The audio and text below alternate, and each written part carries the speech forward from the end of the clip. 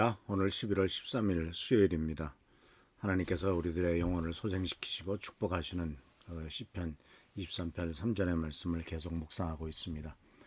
오늘은 어제는 바로 영혼을 소생시키시는 일에 있어서의 죄책감의 문제에 대해서 말씀을 드렸고, 오늘은 우리들의 그 영혼을 소생시키는 데 있어서 그 영혼뿐만 아니라 전인적으로 우리 인생을 소생시키는 데 있어서 가장 중요하게 또한 주님께서 다루시고 있는 분야가 있는데, 바로 그것은 바로 뭐냐면 우리 인생에 다가오는 많은 좌절과 절망 때문에 생기는 슬픔들입니다. 내면의 상처와 슬픔들 때문에 많은 인생들이 어렵고 힘든 일들이 생기죠. 그래서 영혼을 소생시키는 일과 슬픔을 제거하는 일은 하나님께서 우리들의 내면을 회복시키시고 새로운 삶의 활력을 주시는 과정에 아주 밀접한 관계가 있습니다. 그래서 성경은 슬픔에 대해서, 슬픔은 영혼을 짓누르고 우리들의 영적인 또한 정서적인 침체를 가져올 수도 있고, 너무 슬픔에 빠져 살다 보면은 삶의 방향성을 잃어버리거나 하나님과의 관계가 소원해질 수도 있다는 사실입니다. 그래서 슬픔은 뼈를 마르게 한다라고 하는 성경 말씀의 기록처럼 슬퍼한다는 것, 그리고 지나치게 슬퍼한다는 것은 상당히 우리의 삶을 피폐하게 만들고 어렵게 만드는 경우를 볼 수가 있습니다. 그래서 오늘 말씀 속에서 하나님께서 우리의 영혼을 소생시키신다라는 것은 슬픔을 단순히 제거하는 것뿐만 아니라, 슬픔만 제거하면 되겠습니까? 슬픔을 제거한다고 눈물 더 이상 흘리지 않는다고 코미디를 보거나 무슨 개그쇼 같은 것을 보면서 웃는다고 슬픔이 제거됩니까? 그런 게 아니죠. 슬픔이 제거되려면 마음의 상처가 치유되어야 됩니다. 그리고 마음의 상처가 치유될 뿐만 아니라 내 마음속에 활력이 불어넣어져서 이제는 더 이상 그 슬픔 때문에 인생을 망치지 않고 하나님의 축복 가운데 살아가게 하는 것이죠. 그래서 이 슬픔을 제거하는 일들에 대해서 우리들은 몇 가지 하나님께서 역사하시는 방법을 생각해 보게 되는데, 하나님은 우리 내면 깊숙이 자리한 슬픔과 상처를 아시고 또한 그것을 다루시죠. 이 슬픔이라고 하는 것이 우리들의 영혼을 고갈하게 만들고 피로를 유발하게 하지만, 하나님은 슬픔을 치유하시고 우리들의 영혼을 하여금 새롭게 하시죠.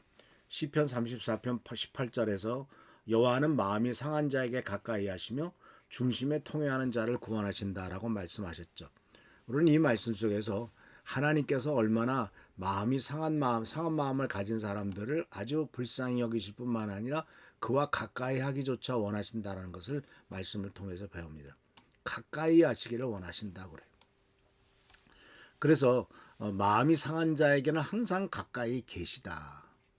그러니까 우리는 여러 가지 마음 상하고 힘들 때, 그리고 정말 아무런 도움이 없을 때 우리들은 하나님이 지금 나랑 가까이 계시겠구나 하는 것을 느끼고 또 그렇게 인정을 해야 됩니다.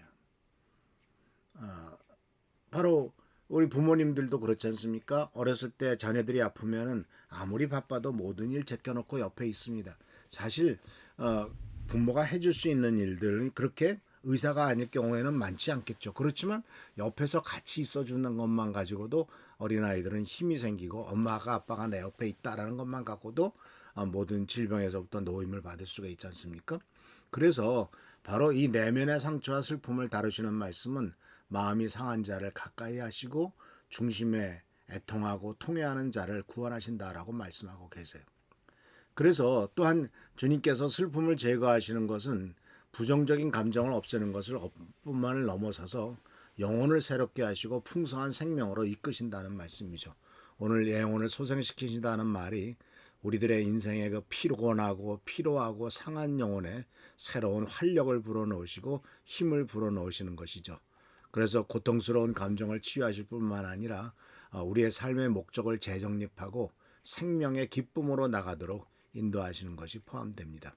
그런데 또 한 가지 우리들은 여기서 깨달아야 될 것은, 슬픔이라고 하는 것은 무조건 부정적인 어떤 영향만 주는 것은 아닙니다. 어떤 때는 그 슬픔을 통해서 내가 더욱더 하나님에게 가까이 갈 수 있는 기회가 되기도 하고, 하나님을 더욱더 의지하게 만드는 기회가 되기도 합니다.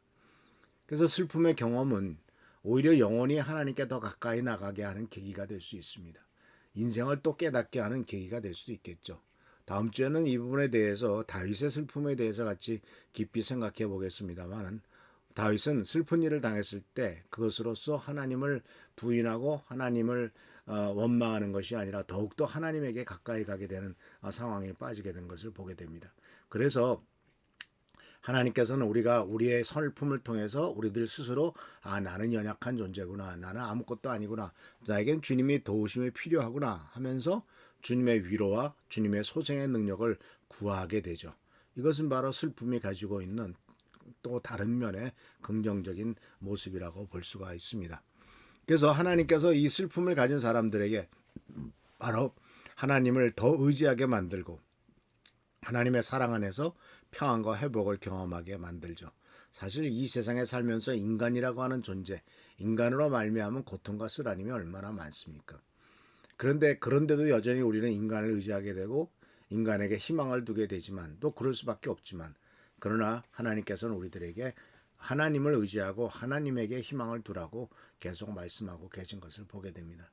사마리아 여인과 예수님과의 대화 속에서도 이 여인은 남편을 5이나 있었고 또 지금 있는 남편도 내 남편이 아니다라고 주님이 말씀하실 만큼 계속해서 인간을 의지하고 사람을 의지해서 뭔가 공허한 마음을 채우려고 했지만 현재 있는 남편도 내 남편이 아니다라고 하는 이 말씀 속에서 인간으로 말미암아 내 영혼을 채우려고 하는 것은 어리석은 일이구나 하는 것을 주님이 깨우치게 하신 것을 보게 됩니다.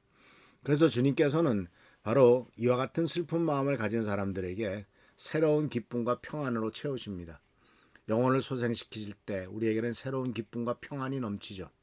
바로 예레미야애가 3장 22절 23절에서도 뭐라고 고백하고 있냐면 하나님의 긍휼이 아침마다 새롭다라고 말씀했습니다. 하나님의 긍휼하심이 매일매일 나를 새롭게 하고 슬픔 가운데서도 하나님을 의지할 때 영혼이 새로워지더라 하는 사실을 우리들은 분명히 알게 됩니다. 그래서 주님께서 하시는 놀라운 역사를 이사야는 61장 3절에 이렇게 말했습니다. 시온에서 슬퍼하는 사람들에게 제 대신에 화관, 꽃으로 만든 관을 세워주시고 슬픔 대신에 기쁨의 기름을 발라주시며 괴로운 마음 대신에 찬송이 마음에 가득 차게 하셨다. 이것이 하나님이 역사하시는 놀라운 역사입니다.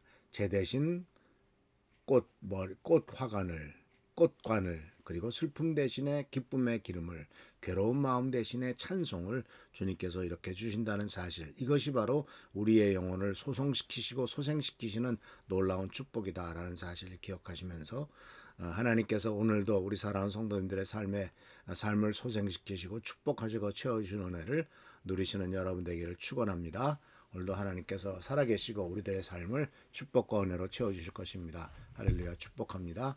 기도하겠습니다. 오늘도 주님께서 우리들에게 귀한 말씀과 은혜를 주신 것을 감사를 드립니다. 우리의 영혼을 소생시키시는 하나님, 우리 사랑 미랄교 성도님들 한 명 한 명의 영혼을 소생시키셔서 그 마음속에 모든 슬픔과 상처와 아픔을 다 제거해 주시고 오직 하나님의 돌보심과 도우심 그리고 능력과 은총 가운데 승리와 축복을 매일매일 경험하도록 주여 인도하여 주시옵소서. 오늘도 함께 하시고 축복으로 채워주실 줄 믿사옵고 예수 그리스도의 이름으로 감사하며 간절히 기도하옵나이다. 아멘. 오늘도 주님의 사랑과 은총과 은혜 가운데 승리하는 여러분 되시길 축원합니다. 할렐루야, 축복합니다.